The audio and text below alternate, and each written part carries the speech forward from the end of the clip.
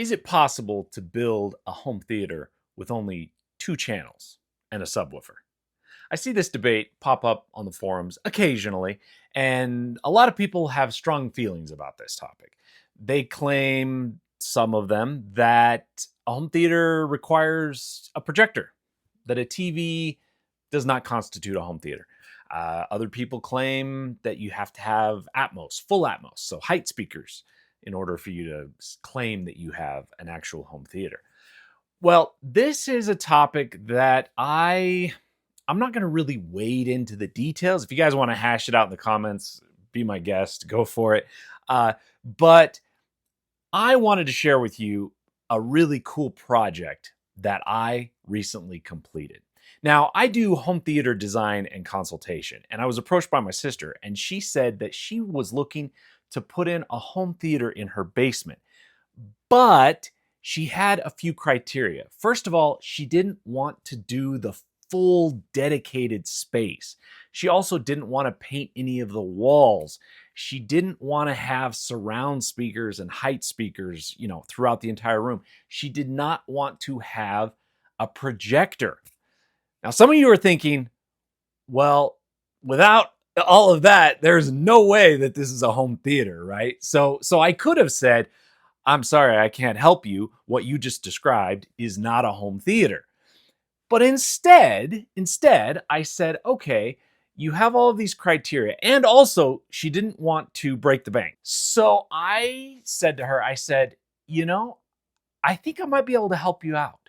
I think I can build something for you that will provide exactly what you're looking for at the level that you're looking for, and possibly a little bit beyond, while keeping it under your budget. So this is what I came up with. Now, if you've been following my channel for a while, then you've probably recently seen a couple videos where, one, I did an A/B test of full Atmos versus 2-channel. That was very eye-opening to me.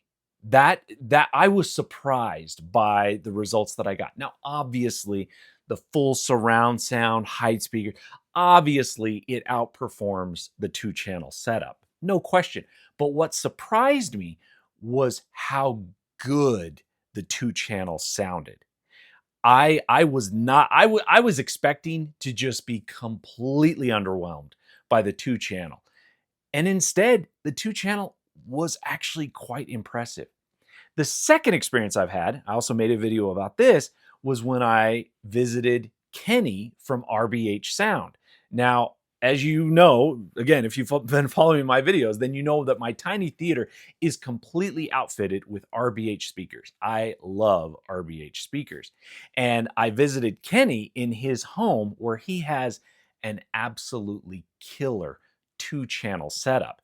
I was stunned. I was blown away. I never, ever would have imagined that I could get that level of quality from a 2-channel setup. It was so impressive.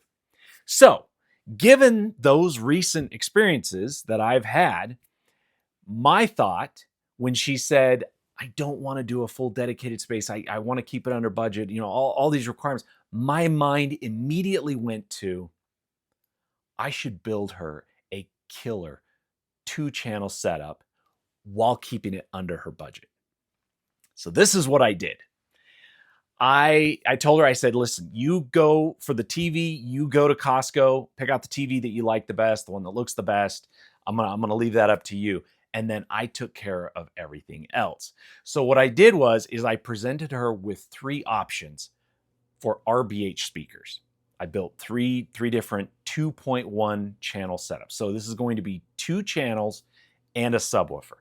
And she looked at the options, and she chose the one that fit within her budget.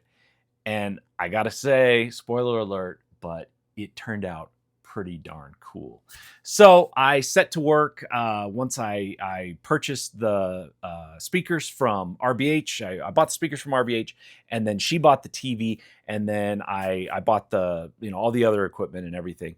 I decided to go with a Denon AVR. Now, initially, I got the Denon 760H, which is a 7-channel receiver. Now this is there's a reason why I chose this receiver, and that is because it will handle a 2-channel setup with a subwoofer extremely well.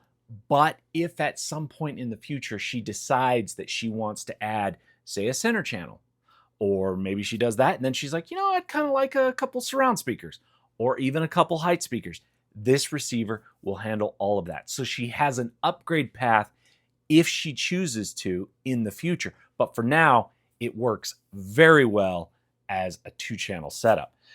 So the story is that I set up the Denon 760H. I bought it from Accessories for Less, and it was defective. The subwoofer outs did not work. Initially, I was like, oh, shoot, did I get a defective subwoofer? I did not. The subwoofer worked great. I tested it up with a different receiver. It worked fine. It turns out it was an issue with the subwoofer out on the Denon 760H. So if you've ever purchased something from Accessories for Less, or rather, if you've ever tried to return something to Accessories for Less, the process is a little, well, I won't go into all the details, but basically you have to email their support. You cannot reach them by phone. You have to email their support, and then they email you back a day or two later and say, yeah, it's approved, and here's your shipping label. So I shipped I'm in the process of shipping the 760H back to Accessories for Less. I decided to skip the 760 and I jumped up to the 770H, which is Denon's latest receiver at that price point, that model. It's the updated version of the 760. So I removed the defective 760H. I installed the new 770H, got the speakers set up. Now, for the RBH speakers, she purchased the Bookshelf 61-SF model. They're bookshelf speakers, but they are substantial. When you take them out of the box, you're like, oh, wow, these have some serious heft to them. These are bookshelf speakers, but they're no slouch. I even without listening to them, I knew, I'm like, these are going to sound good just based on my experience with RBH speakers. So I got the bookshelf speakers set up. The subwoofer is the RBH S-HPS. It's a 12-inch sub. And for you eagle-eyed viewers, you will recognize that this is the exact subwoofer that I have in my tiny theater. I do have a lot of experience with this sub. I know that it rocks, so I was excited to get this one set up for her. And what I did was I installed it behind the couch against the wall. The couch, it's a sectional. It kind of goes along the side of the room, and then it floats along the middle of the room facing towards the TV. And I put it kind of there in the corner point of the couch. I set it right down there. So it's up against a wall, but it also is near field. It's just a few feet away from the main listening position. I was confident, and I was right. It sounds great in that location. So I got everything set up. I got the TV installed. The TV went in pretty easily. I did run into a little bit of an issue with the cabling. I had to cut a new hole to run the cables up through the wall so that they would be hidden. And then I got that set up, and then I installed sound panels. I told her. So when she approached me initially and she said, I don't want to do this, I don't want to do this, I went down the list. I said, okay, that's fine, but you have got to have acoustic treatment. If I'm going to build this room for you, you've got to have sound panels. So what I got were 4 acoustic panels, absorption panels from GIK Acoustics. 2 of the panels went against the left wall, and then 2 of the panels went on the ceiling. I couldn't really do much on the wall against the right side because there's a couch that's along that wall and then a window directly above the couch where a panel would have gone.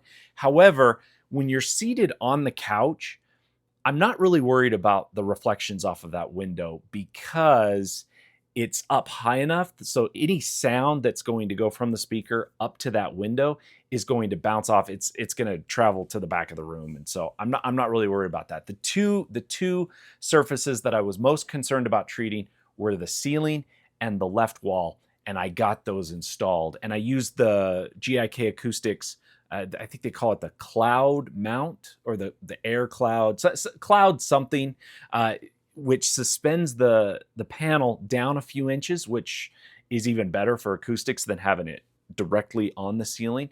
So it is suspended from the ceiling, and I got those installed. They went in really easily. And then it came to calibrating everything. So I ran through Odyssey. The 770H with Denon has the Odyssey onboard room calibration. I ran that through the app. I used the $20 app on my phone. I got everything measured out and EQ'd and dialed in, and then I sat back and I started listening to music. Music is the best way for me to tune a system, because I'll play songs that I'm familiar with and I know what I'm listening for, and then I'll kind of tweak accordingly. And I didn't really have to do much tweaking on this one, because pretty much the only thing I adjusted was the bass. I bumped that up a few dB, but everything else just came through crystal clear. Now, I have to say, so there was a few day gap between me installing the defective 760H, and then a few days later I replaced it with the new 770H.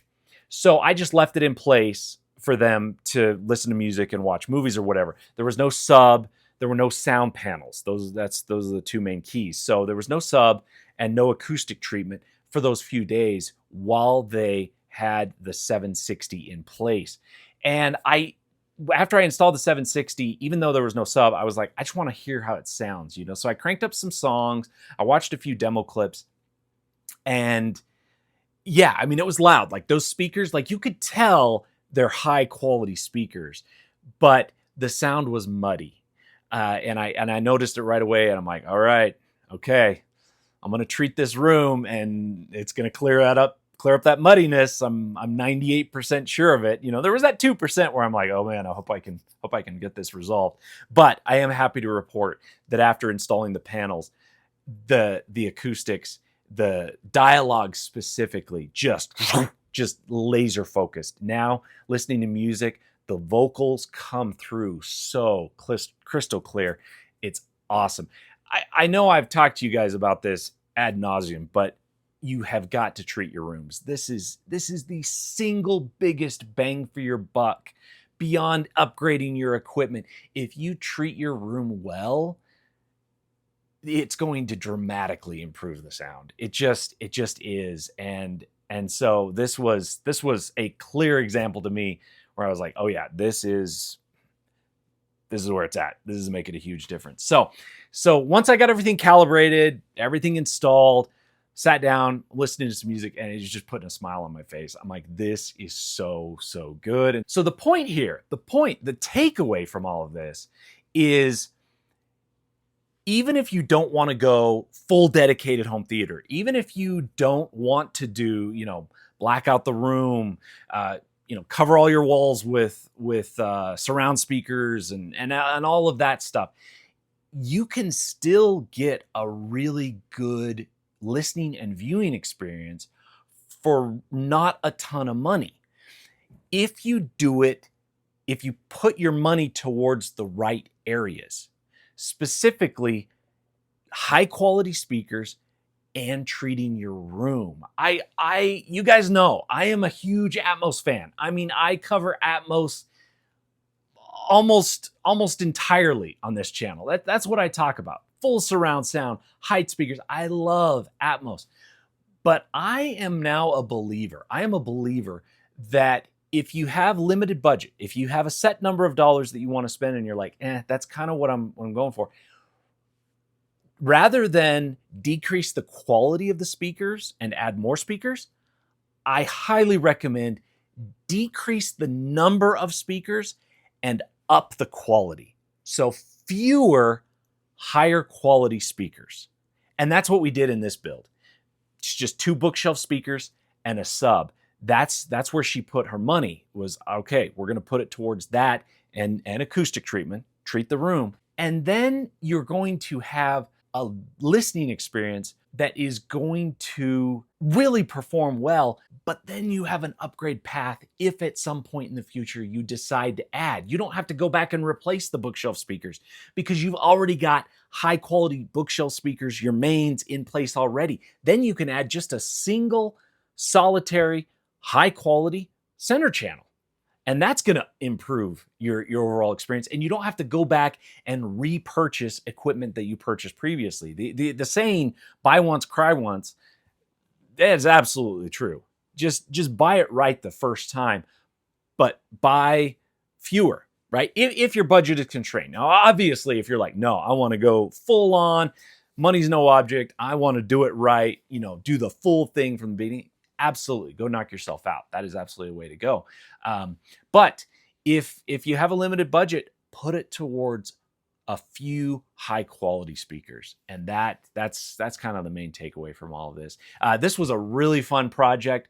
I loved seeing the smiles on their faces. It put a smile on my face. I was sitting there and, the project was done. I'm like, I'm ready to walk away. And I'm just sitting there and I'm like, I kind of want to just hang out here and just watch some more clips and listen to some more music. Like, I'm just really enjoying this. It was just really, really awesome. So I really can't say enough good about it. It really was just a super fun project, and I could not be happier with how it turned out. They're happy with how it turned out. Thanks for watching.